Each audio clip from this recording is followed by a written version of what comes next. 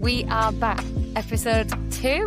How are you feeling? Can I say excited again like I did last time? You can't say excited like you did last time. I'm excited too. Tell me what you're excited about. Jayne taught me a lot of really interesting facts about how great things came from mistakes. So I'm excited for people to hear those.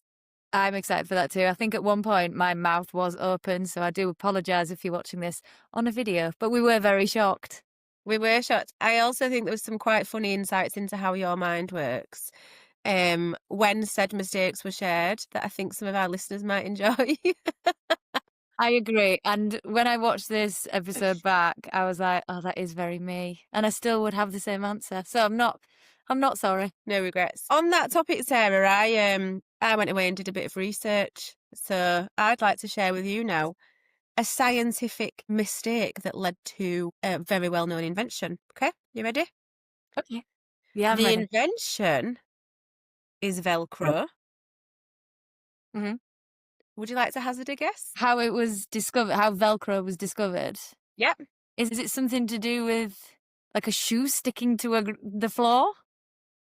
It is not anything to do with a shoe Okay. sticking to a floor. It's to do with a dog and a dog having burrs stuck to its fur. So a Swiss engineer noticed that burrs kept sticking to his dog's fur, and he decided to look further into that. He looked at them under a microscope, and he saw that they had like tiny hooks and loops. Exactly. For anyone who's not watching and is just listening, Sarah and I have just made a hook and a loop with our hands. Oh yeah. Man. So yeah, he looked at them under a microscope. He essentially came with the Velcro from there. I can tell you that his name is not Mr. Velcro. However, interestingly, Velcro comes from two French words. Velours, meaning velvet, and crochet, meaning hook. No way! Yes way. So what was your favourite part of Jayne's conversation? Without giving too much away, because I do want everybody to go and listen to the episode, the thing that stuck out for me was just Jayne's ethos on everything. There's so much that she talks about in terms of curiosity, seeing the world differently. And I think that is what science is about, isn't it? And that's what STEM is about, is that curiosity, looking at something, asking so many questions and celebrating that. So she gives some incredible insights, tips for educators to look at. So that's something I took away from it. Yeah. And her amazing discoveries. I love the amazing discoveries chat. Okay, so let's hear what Jayne's got to say.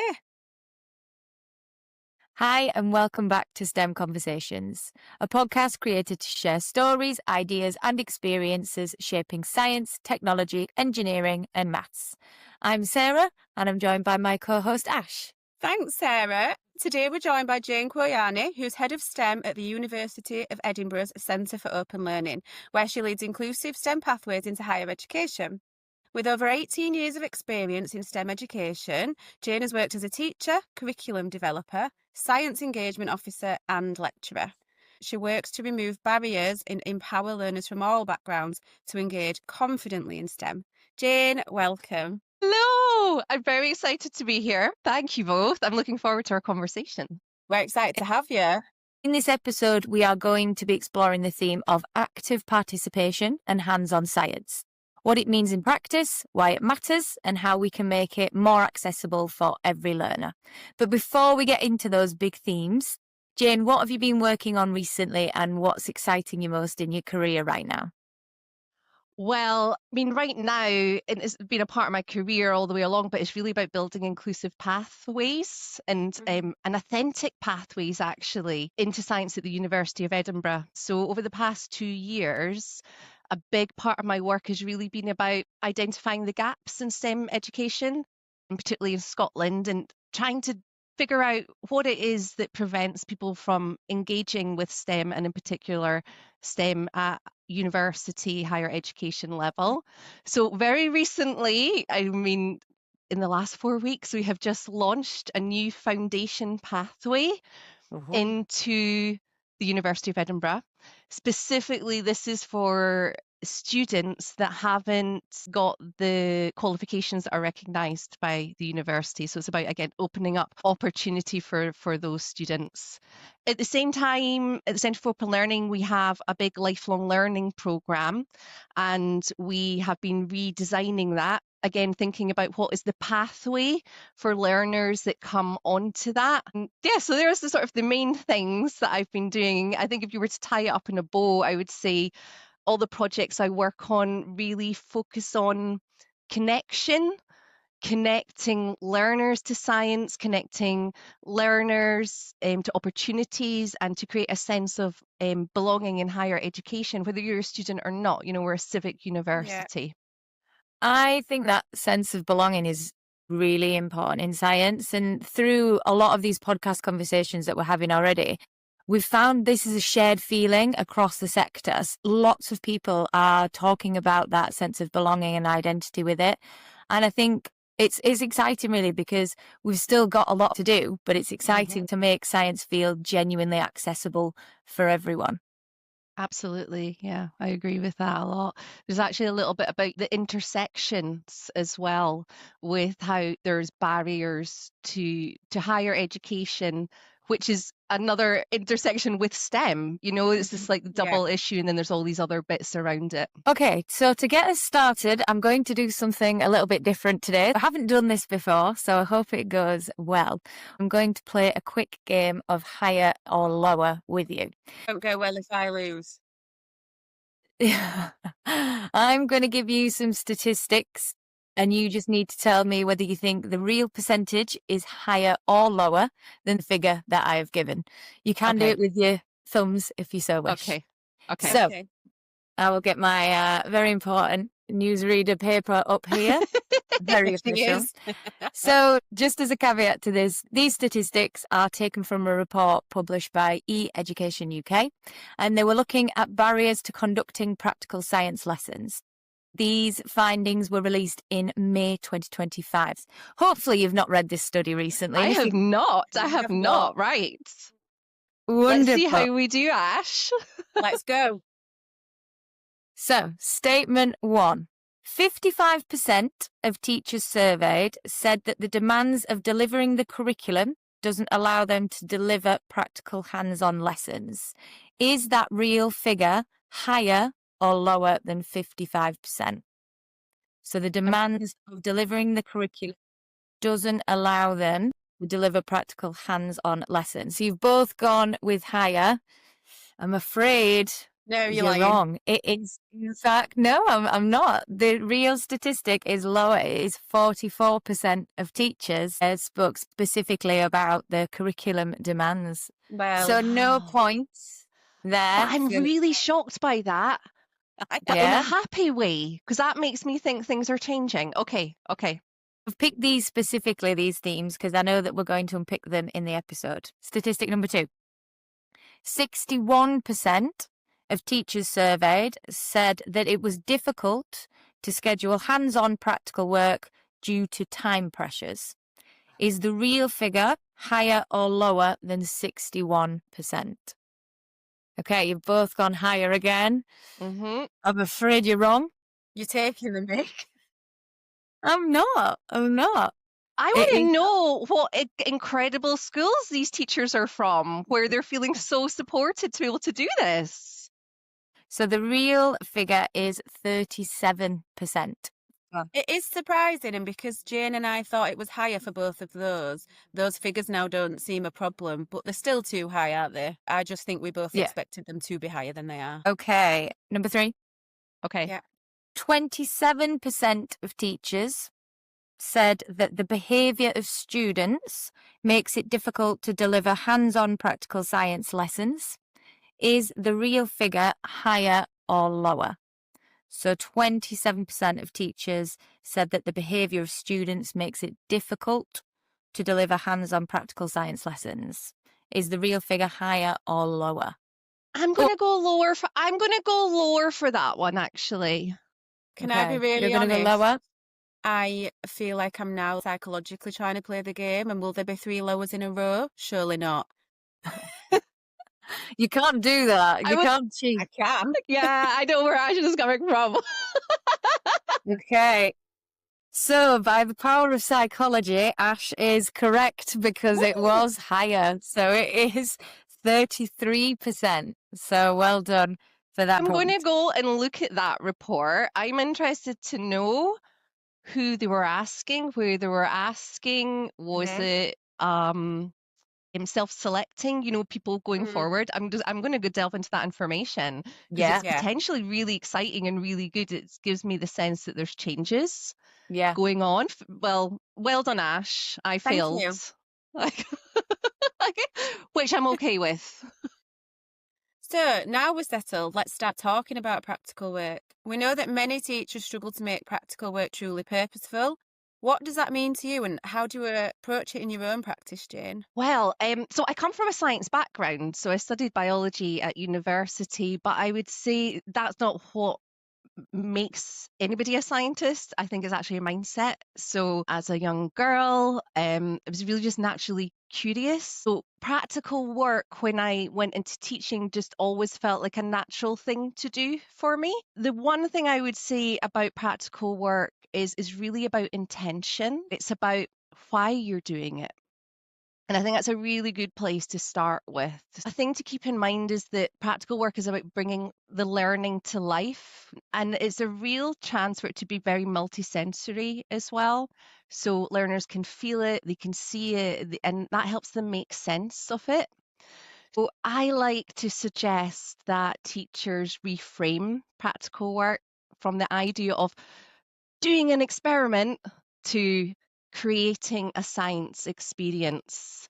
I think that can be a really helpful perspective change for teachers, actually. It's also that sort of co-creation idea. It's together we're going to create a science experience. So having a really clear purpose of what the practical activity is, changing the lens to creating a science experience. I think there's sort of 3 questions I would always say to staff that I have worked with if they were bringing a practical activity into their class, which is, what's the scientific concept that the learners are engaging with? What skills are they going to develop by carrying out that scientific experience? And how can learners connect that experience with you to other subject areas? Because that's really rich, and it really helps students contextualize their learning. But I want to reframe the word skill also, because it doesn't involve a science skill. Practical work is a real opportunity to develop a huge number of skills in our pupils and getting them to test them out and develop them. So there's time management, there's emotional regulation, there's communication, there's teamwork. Move away from the scientific skill of their collecting data and they're doing calculations. Is much broader than that. These skills are really transferable, they're human skills, and they actually underpin success in every discipline. That gives me such nostalgia, Jayne, to when I was in the classroom. Honestly, 99% of lessons, the students would come in and say, "Miss, are we doing an experiment?" And I think I would have preferred them to say, "Miss, are we creating a science experience today?" Because that takes away from it being something to get out of doing work, and it makes the students see that it is purposeful. I'd completely agree, especially with that idea of purpose and understanding of why, and both the teacher having that solid understanding of the purpose, but the children as well. Very much, what is it that we're using this scientific experience for? Look, Sarah's from a primary background, hence why she's calling university students children. I apologise, any university students listening. I've got children ingrained in my head from primary. That's okay. Students. So research often talks about the idea of hands-on and minds-on science, not just doing, but the thinking behind it as well. How do you help pupils and students connect the physical experiment with the underlying ideas and concepts? Do you know, I love that phrase, hands-on, minds-on. And yeah, it's used a lot, right? But actually, it really captures what good practical work is. So I'm really glad that you brought that up, actually. It's really about helping our learners make sense of what they're doing. There's no point in them just carrying something out and not actually understanding what's going on. So there's a few things that I have done when I've been in primary, secondary education, but also I still do this up at university level and even postgraduate level, actually. I reduce the amount of writing and reading during a practical activity. And I think we can come a little bit more on later to why that's actually really important for some of our learners. By reducing the amount of writing and reading, the students can actually just stay really present and focused on the process that's right in front of them. I create spaces for thinking and talking in a practical activity. I think that's really important. If they just keep carrying on the steps and don't really understand why they're doing it, they're not going to get that deep level of knowledge and confidence that we want them to have at the end of the activity with us. So I put purposely talking points in, and I think that's where less is more. Often in the case of actually the practical work that you're doing with your students. I use quite heavily scaffolded prompts. That depends on the age level and experience of the learners and what their experience of practical work has been before. And those prompts are just questions. Everything's a question with me. Everything's a question. I get them to reflect a lot on how they're doing. I think we all do that with our students, but get them to reflect on their technique. How have they got on with using that dropper or with measuring with the ruler? Because there's a lot of dexterity and fine motor skills in that. Always ask them what they think will happen. That's them creating a hypothesis. Start using that vocabulary with them as well. Always have a word bank up on the wall. Introduce those scientific words slowly. Be just using hypothesis, and then the rest can be, what do we want to know? How will we find out? And slowly build that up as students move up through their academic career. One of the things I speak a lot about, but is that hypothesis is what a student thinks will happen, and then they'll do the experiment and be like, oh, that's not what happens. Now, that only can make students feel disappointed, but it can actually make teachers feel quite stressed. I would challenge and I would say, there's no right or wrong. First of all, your hypothesis is your hypothesis. You cannot change that based on your results, okay? So that's the first thing. But the other thing is, and this is the richer thing, is that practical science is actually really one of the few places in education where failure is productive. So where things don't go as expected can actually lead to the most creative conversations and thoughts and the most memorable insights. So if we go back to your initial question, hands-on, minds-on, for me, the minds-on part is really about giving learners permission to explore a question and to experiment with it. Do love that phrase, failure is productive. And I completely agree that learners need that freedom sometimes and permission to explore.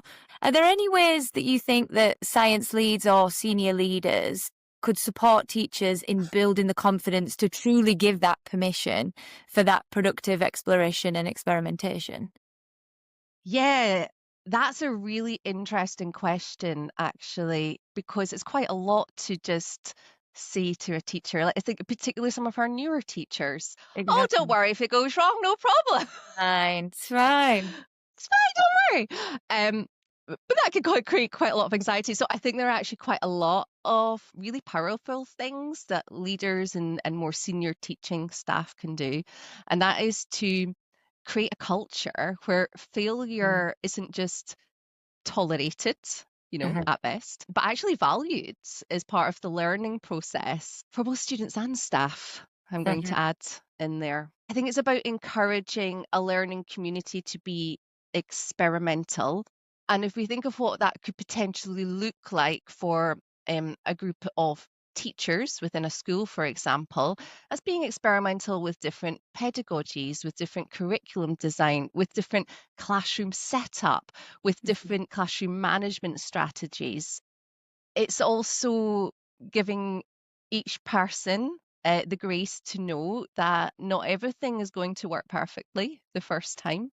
That's not why you're doing it. You're trying to figure out if it is going to make a difference or not.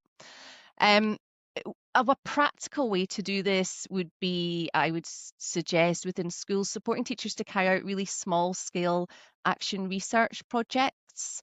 So if there's something that's not going quite right, so being curious, trying to come up with different strategy, maybe bringing the students to help, different voices, and then actually carrying out something to see if that helps. Is it staggered lunchtimes? Is it using different tokens? Is it different places of playground lining up? And then looking at the data afterwards, has there actually been a change? So ultimately, I think when leaders and senior members of staff model curiosity, model openness, and a tolerance for productive failure, let's start using that, teachers gain the confidence to do the same. And I think that's where you see real professional growth. So you've talked a lot about inclusion in science, Jayne. How can practical work be designed so that every learner can feel like they're taking part and be successful? I think the first thing to say, and for me, this is just a hard line, every learner should be able to see a place for themselves within an activity. Okay, and so today we're specifically talking about practical science activities. Whatever their background, whatever their confidence level, whatever their learning profile. So I come back to the idea of perfection or not being perfect again, because it's all about designing for participation rather than perfection. We all want our students to feel safe within the classroom, so that they can try things out, so they can allow that cortisol level to come down and allow that creativity to spark. We want them to know that it's okay to get things wrong. It's okay to ask questions if they're not sure, particularly important if you're doing some of the, more risky experiments, when we're thinking about risk assessments up at, secondary school. Jayne, Bunsen burners were, so many people would say they were the bane of their life, but actually I loved when year 7, so the 11-year-old students would come to us and they'd not used that equipment at primary before. They were excited, which is what's really important. And when you described yourself as a child, you used the word curious. And to me, that word just, I think, is the epitome of a scientist, a young scientist. I agree. And I think actually the people that go on to being, and I'm going to call them professional scientists, so people that get paid to do that job, they are curious. That is what drives them. It's what's going on here. Yeah. How can I find out what's going on? That's all it is. The other thing I would say about trying to have practical work that is accessible for our students. I mentioned before about reducing the amount of reading and writing. So that helps students stay focused, but actually for neurodivergent students or for students whose English is not their first language, not having so much reading and writing lightens the cognitive load for them. So I really suggest doing that as well. And one of the ways I do that is by having a lot of visual representations of instructions. So instead of writing out, please put 2 mils of water in test tube. You have a picture of a test tube and a dropper with 2 mils written and an arrow. These sort of really visual instructions. They're used a lot in primary as well. They're really, really helpful for that younger age group, really helpful. They're used for us in life. Flat pack furniture, we get pictures, don't we, as adults when we're doing the tasks in life. Yes, very true. Absolutely, absolutely. And I think that comes, that's universal design for learning. Designing like that actually helps everybody. It makes it more accessible for everybody. Everyone has different skills. We spoke earlier before we started this podcast. We all have things that we're fantastic at. And we all have things that we know we really struggle with, and it's a big energy drain. Same for our pupils. So using cooperative group structures, giving them a defined role. So some of the roles that I've used in the past are health and safety manager, a technician, so responsible for collecting the materials and keeping everything tidy and getting the equipment out, a communications officer, because you can't do science without communicating it. Otherwise, no one knows you've done it. And a data analyst, that's another one I've used to make sure that everyone gets to participate. As a teacher, I would say, okay, step 1, our communication officers are going to do this section. So just to make sure that everyone gets a turn. Sarah is definitely the health and safety one. I am the health and safety one, 100%. I would be the one that follows every instruction to the letter, and Ash would do the opposite. Yeah. Ash, what would your role be then? Sarah, what would you say? I would say maybe the communication officer. Yeah. You'd be good at telling everyone about it. That's Yeah, I would. definitely your strength. Amazing. I'd be the one worrying and panicking in the corner, It's all about balance. But keeping everyone everyone. safe.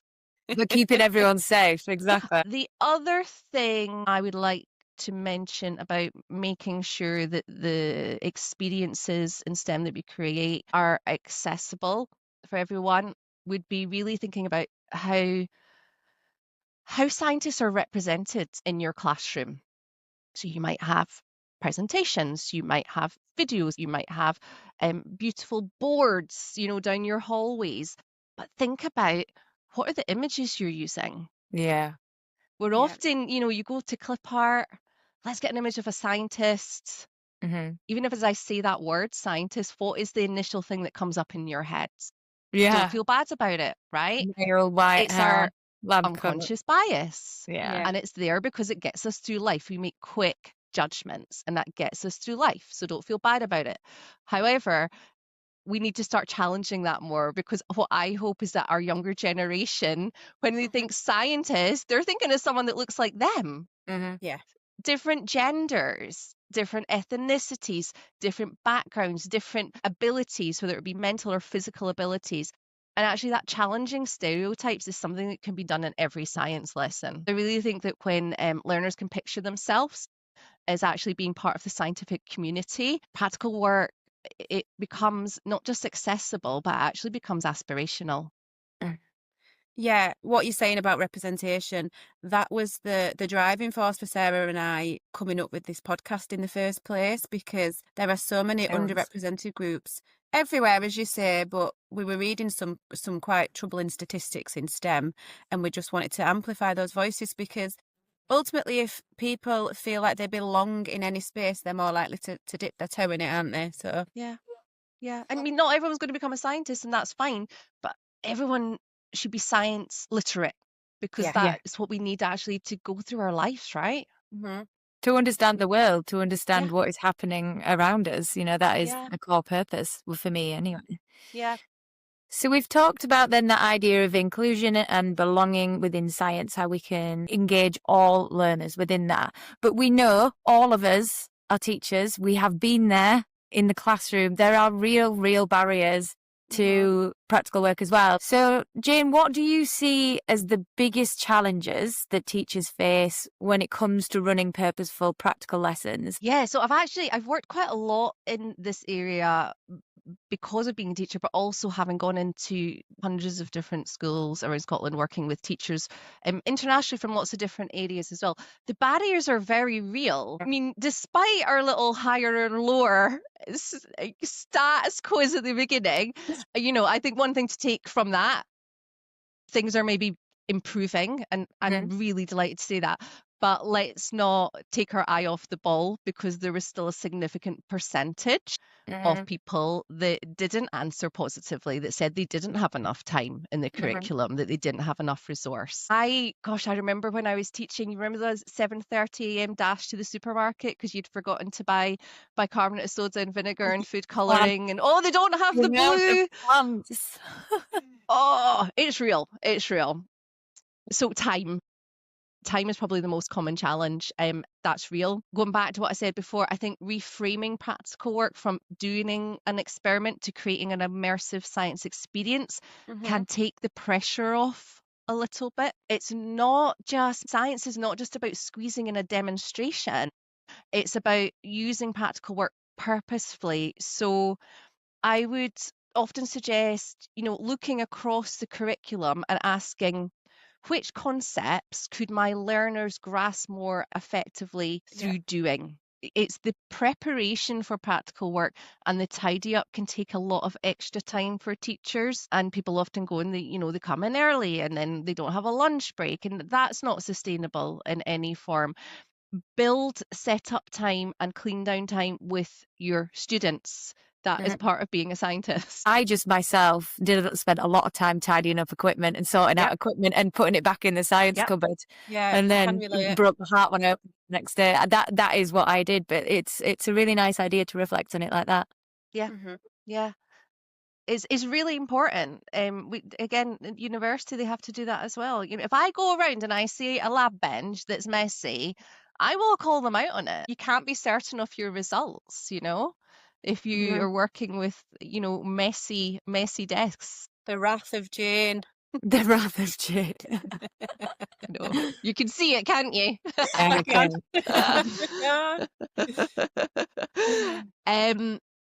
Behavior that we spoke about before, teachers really struggling with behavior, but I have seen time and time again learners with the most challenging behavior, and I've worked with learners with some extremely challenging behavior who have been removed from mainstream school because of their behavior, are often the most engaged doing practical science. I think the reason is because it gives them something active. They are able to focus on it because there's often a lot of complex reasons behind the behavior. At times, you do get students exhibiting particularly challenging or potentially unsafe behavior. I give them a task. I ask them to collect and distribute the equipment. Having really clear routines and structures can really help everyone as well. It stops those arguments about who's doing what. Make sure everyone knows what their responsibilities are. So that behavior, one of the biggest issues I know for schools is actually resources. Yeah. It's like, you know, people might be listening to this. Yeah, I'd love to do more STEM, but we don't have anything. I don't have anything, and that I believe you. Okay. And I think a lot of teachers, especially in primary, you end up buying it yourself a lot of the time. You talk about the supermarket dash, but genuinely, you know, you go buy your own plants, you go and you just get plant pots off Amazon. Again, it's not sustainable for teachers, is it? You just shouldn't have to do that. Shouldn't have to. Shouldn't have to do it. I think having a STEM cupboard in the school can be really helpful. So working with a group of like-minded peers going, right, do you want to let's just see if we can get a cupboard somewhere in the staff room, or just start putting things in. So there's a place that people can go to. That's just a good start place. And actually from things like plastic bottles, jars, you can actually get students to make their own measuring jugs, their own measuring cylinders. As long as you've got one accurate one, you pour a little bit of water in and they mark it all off, and they actually can create their own experimental kit. I love the kind of entire approach with that. I think sometimes just having conversations like these are really helpful for teachers if they're feeling time pressure, if they're feeling behaviour challenges, if they're feeling, you know, I've got no resources. Having these conversations, I think, is really important, and I feel like you've hit every single sort of pressure point head on there. Changing the topic a little bit, but you've led the African Schools Outreach Programme, which is an inspiring initiative. Can you tell us more about that programme, please? What was the motivation behind it? How does it work in practice? Of course, this is one of my favourite things to talk about. So I'm actually not part of it anymore, which I am really glad about, and you'll hear why in a minute. But it's a project I'm really incredibly proud of, and it really means a great deal to me. I'm still in contact with the original group of scientists that we worked with. We still WhatsApp each other. So the African Schools Outreach Programme, it was developed in collaboration with quite a lot of big organisations, one of the main ones being the International Veterinary Vaccinology Network, and that's always a bit of a tongue twister, but it helped set the scene because we had women African research scientists that were working with large animals in vaccines. So that's why they were part of the network. They came to the network and said, look, we want to do more in our local communities. We want to show that women can do science. And from that, the motivation really came to recognizing that while women across Africa are already doing outstanding scientific research, they're very much often underrepresented, or they're very much underrepresented, but also undervisible. So the program focused on empowering those local women scientists from sub-Saharan Africa to take science into their own communities and their own classrooms, and creating visibility of who they are and what they do. And I saw some jaws drop when they found out, Esther works with huge cattle, for example, because she was so glamorous. And that was another thing. When they turned up to the schools, they were super glamorous. And they said that for them, that was actually quite important culturally to show the young girls there that you can be glamorous and you can be a scientist and you can work with really large stinky animals. Okay, so it was the three things. So we started off working with a really small team. The group of scientists, we met up in Kenya. And we worked with them to develop a hands-on activity which could be taken anywhere. What they then did was they then took that activity and trained other people. So we were using this amplifier effect. And that's why I say I'm not involved anymore. I'm glad I'm not involved, only for the reason is it shows that the model that we used worked. I should say these are not experiments with like balloons. We're talking immunology experiments. They weren't using real proteins for this because they were going to places with no electricity, but we set up this sort of mock simulation of a technique called ELISA. So it's about using different proteins. It's basically a color change, but it tells you if a disease is there or isn't there, or it tells you if an antibody is there or isn't there. One of the ones they did about rabies was it was really important for this community because it was actually a really big problem. And so they had the whole experiment was about, we've drawn blood from a number of dogs and we want to know if they have been vaccinated against rabies or not.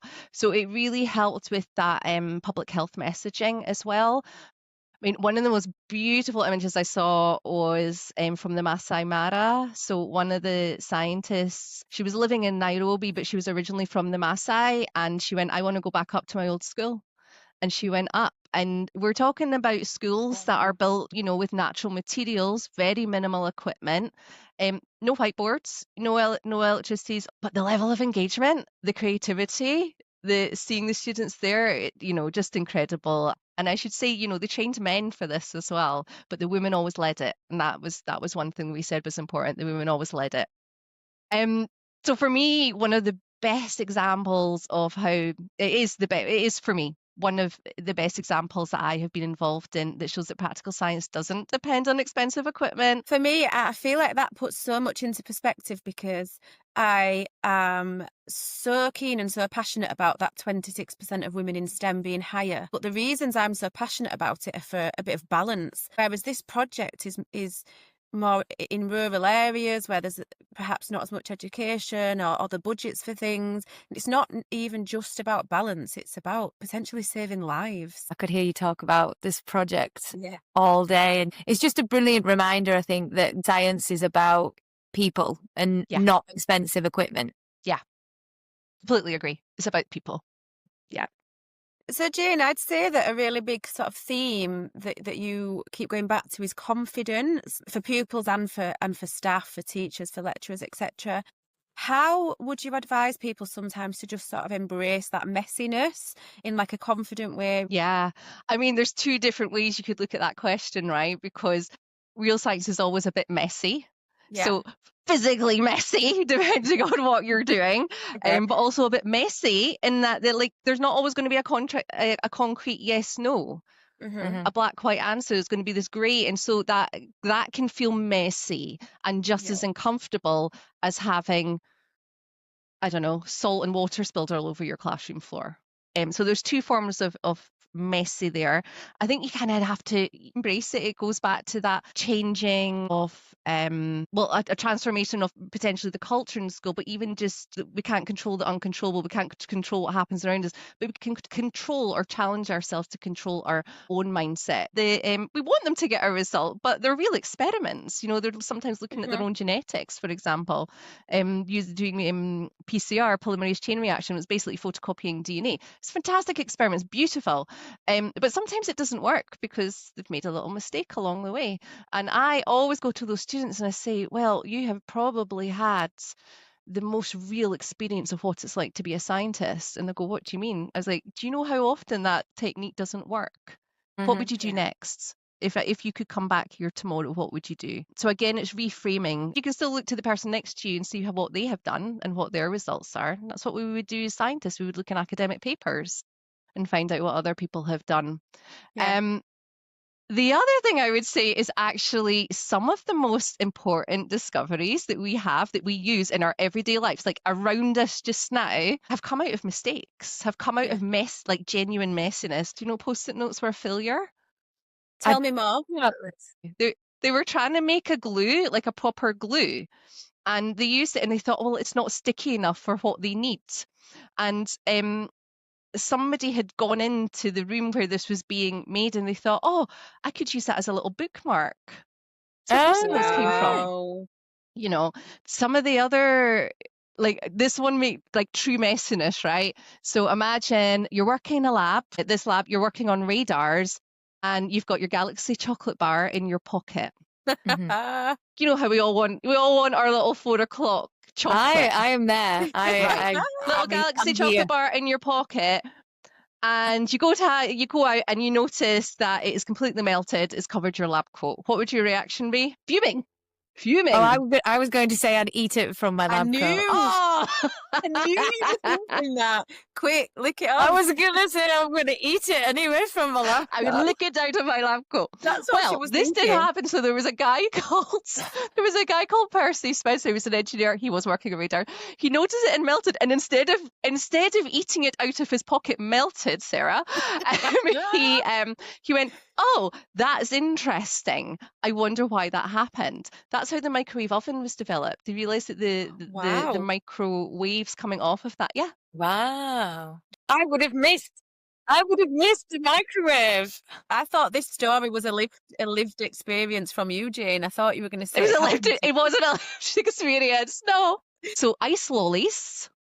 Yeah. Were actually discovered through a mistake. Yeah. So there was a wee guy, he was 11, over in the USA. He just left his drink outside with a spoon in it.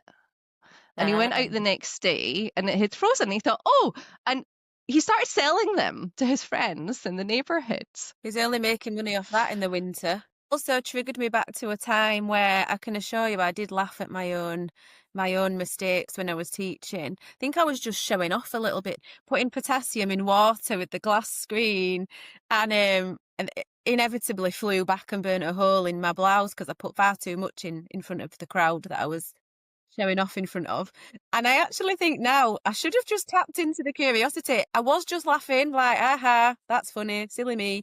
But I wish I'd have tapped into it and said, why did that happen? Let's talk about group 1 elements and their reactivity. Like what's going on here? And made it more of a science experience instead of laughing off a mistake, actually. So finally then, Jayne, looking ahead, if you could change one thing about how practical science is supported or valued in education, what would it be?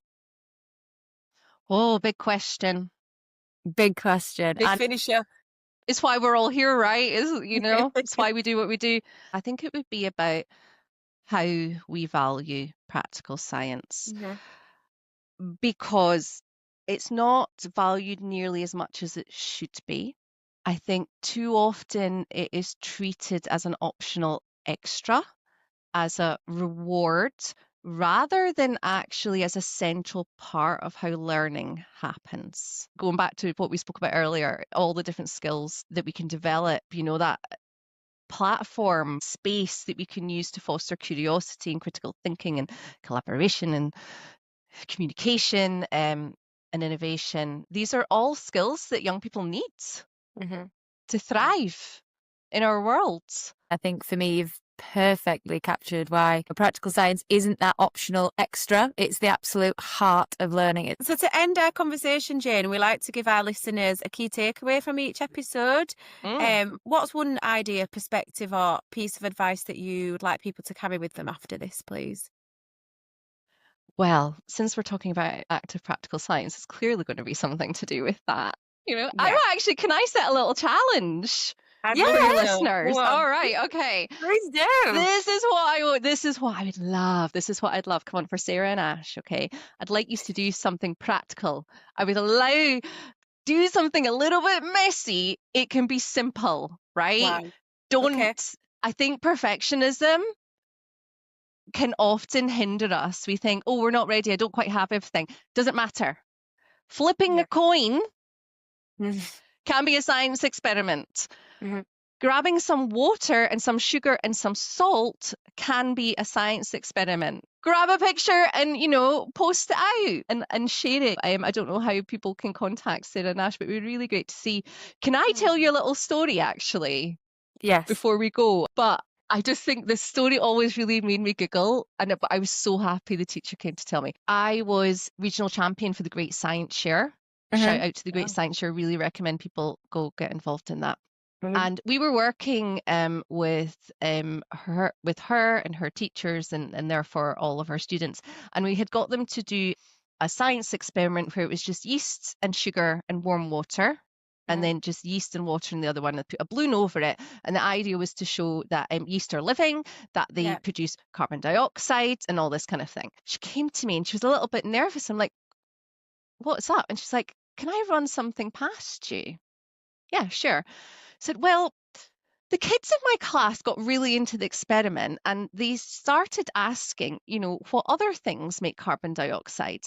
And then they said, well, beans make you fart, miss. And so do beans make carbon dioxide? Brilliant. And I said, I really hope you allowed them to test that experiment. And she said, of course we did. But that brings it back to what's the difference between a bean and yeast. Yeah. Yeah. Do you know what I mean? It's like, so anyway, I just wanted to share that because I thought it was fantastic. I love that. They will literally be telling this story as well. Do you remember that time when we were? I'd like to know a little bit more about the experiment, if I'm honest. Like, how did that work? Think how many variables you've got to compare there, different volumes of everything. How many beans are you putting in? Yeah. So, Jayne, thank you so much for joining us on this episode. It's been incredible hearing all of your insights. Yeah, I was delighted to be asked to come on. I listened to your first episode. I loved it. I really appreciate both of you creating this space to have these conversations. And I know that people will be listening to these on their way to work. This is a conversation starter. This is the jump off point for many people. So thank you to both of you.